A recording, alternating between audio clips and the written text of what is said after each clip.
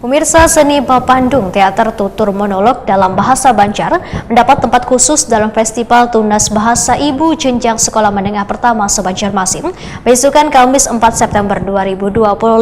Kegiatan yang dilaksanakan di SMP Negeri 2 Banjarmasin, Jalan Mula Warman, Banjarmasin Tengah ini menjadi ajang pelajar untuk menyalurkan kreativitas sekaligus menumbuhkan kecintaan terhadap bahasa daerah.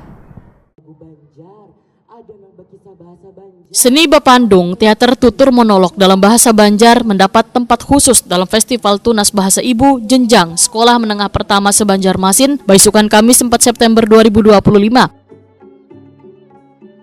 Kegiatan yang dilaksanakan di SMP Negeri 2 Banjarmasin, Jalan Mula Warman, Banjarmasin Tengah ini menjadi ajang pelajar untuk menyalurkan kreativitas sekaligus menumbuhkan kecintaan terhadap bahasa daerah.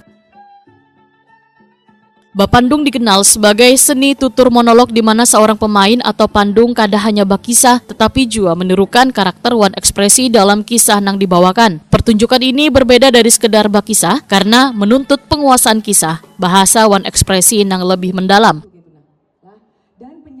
Wakil Wali Kota Banjarmasin Haji Ananda Wetokon di Prima TV usai membuka kegiatan menyatakan apresiasinya terhadap pelaksanaan festival yang dinilai mampu mengasah kreativitas peserta didik sekaligus memperkuat bahasa Banjar sebagai bahasa ibu.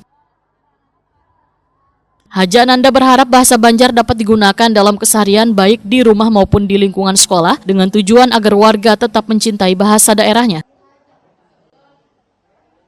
Sedikit harapannya untuk bahasa Banjar, Bu, di Kota Banjarmasin, Bu. Semoga bahasa Banjar menjadi bahasa ibu di rumah sendiri.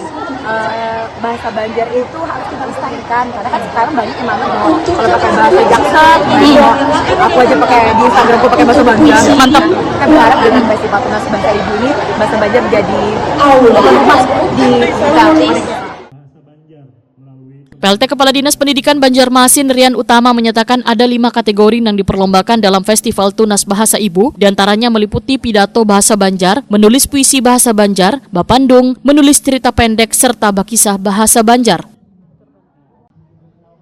Menurut Rian Utama, festival ini kada hanya sekedar lomba, melainkan juga bentuk komitmen pemerintah dalam memastikan keberlangsungan bahasa daerah.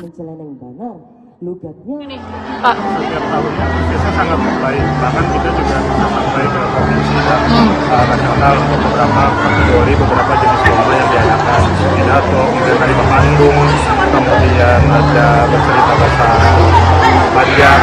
Ini menunjukkan artinya sebenarnya bahasa Banjar itu masih menjadi bahasa ibu di tempat kita sendiri, seperti arahan tadi Jawa Banjarmasin. Artinya jangan sampai anak-anak SD, anak-anak SMP ini hanya tahu bahasa gaul, bahasa Jaksel, bahasa itu, tapi bahasa Banjar itu harus tahu.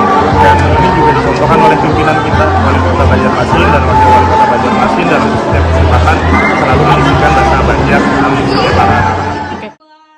Rian Utama berharap melalui Festival Tunas Bahasa Ibu maka bahasa Banjar tetap terjaga dan diwariskan kepada generasi berikutnya, sekaligus memperkuat identitas budaya daerah di tengah arus globalisasi.